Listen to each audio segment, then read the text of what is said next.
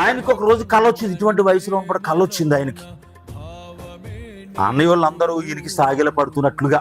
ఆ కళ్ళకి అర్థం ఏంటంటే ఈయన రాజు అవుతాడు, వీళ్ళందరూ సాగిల పడతారు. అంటే ఈయన రాజుగా ఉంటాడు, వీళ్ళందరూ ఆయన దగ్గర ఉంటారని దాని అర్థం.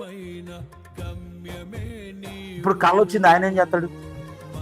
ఇప్పుడు నాకు కళ వచ్చిందండి, నేను వద్దనుకుంటే మానేస్తుందా? కుదురుతుందండి? నువ్వెందుకు కలగన్నావు అని ఎలా అడిగారు అనుకోండి ఎవడైనా, దానికి ఎవడేం చెప్తాడు సమాధానం? ఈ పని ఎందుకు చేసావన్న దానికి సమాధానం చెప్పగలం, కానీ నువ్వు ఇటువంటి కళ ఎందుకు అన్నావు అంటే ఎలా కుదురుతుంది?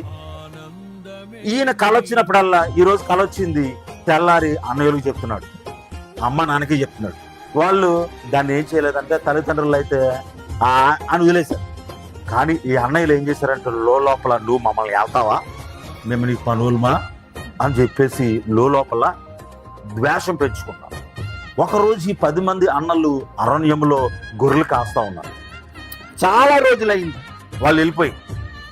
తండ్రి ఏమన్నాడంటే, బాబు మీ అన్నయ్యలు వెళ్ళి చాలా రోజులైంది, నువ్వు వెళ్ళి వాళ్ళ యోగక్షేమాలు తెలుసుకుని జాగ్రత్తగా వచ్చేసాయని చెప్పాడు.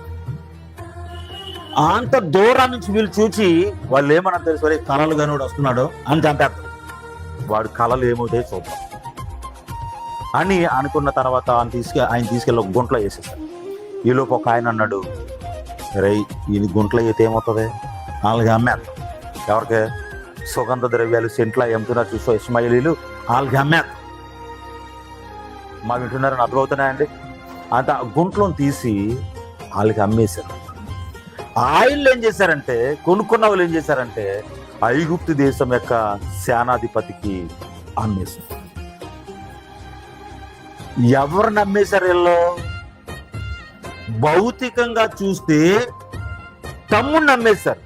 వాక్యం చెబుతుంది, సత్యాన్ని మాట్లాడినందుకు అమ్మేశారు. ఆయన సత్యమును అమ్మేశారు కాబట్టి ఇక్కడ కరువు వచ్చింది.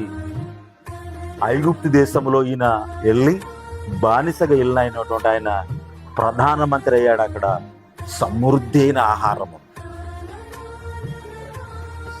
దేవునికి స్తోత్రం.